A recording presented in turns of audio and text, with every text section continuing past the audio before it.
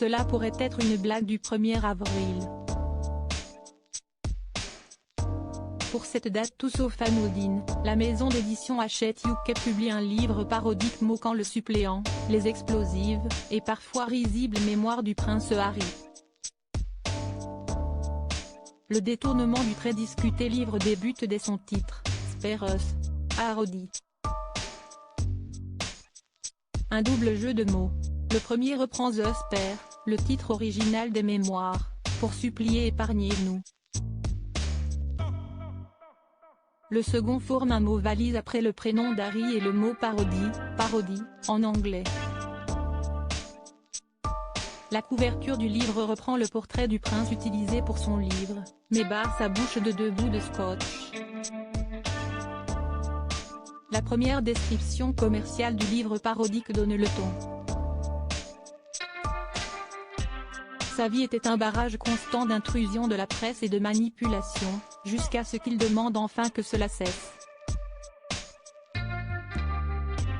Pour obtenir l'intimité dont il rêvait, il a écrit un livre sur son pénis gelé et tout le reste, peut-on lire sur le site de la maison d'édition. Un livre qui explore chaque engueulade, chaque combat à coups de poing, chaque ours en peluche, chaque câlin étrange et chaque mariage larmoyant du château, pour alimenter l'intérêt du monde. La parodie vise donc autant l'auteur que les lecteurs du suppléant. L'année 2022 mouvementée de Meghan Markle et Harry en images Harry et Meghan, des parodies à l'appel Spare Us, Hardy, est la première parodie à reprendre le format et les codes des mémoires du prince Harry. Lui et son épouse Meghan Markle sont très souvent l'objet de parodies, principalement ces derniers mois et depuis la sortie de leur série documentaire Netflix Meghan et Harry.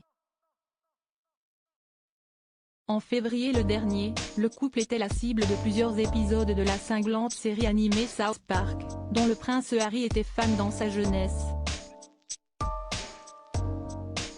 Le mois précédent, les moqueries venaient de leur propre ville de Montecito, puisqu'il était caricaturé jusque dans le très local Montecito Journal. Dès juillet 2021, la plateforme de streaming HBO Max mettait en ligne The Prince, une série animée qui parodie le style de vie de Harry. Crédit photo, Backgrid USA.